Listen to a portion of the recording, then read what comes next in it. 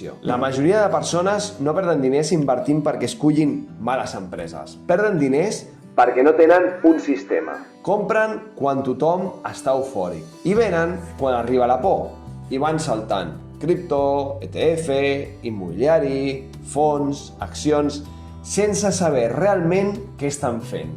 Per això, avui et vull ensenyar com construir una cartera real amb seny.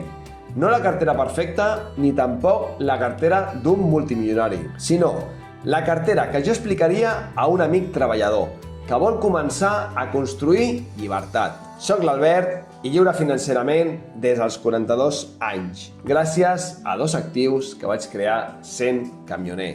I aquí aprenem, junts, diners i llibertat. Doncs anem al vídeo!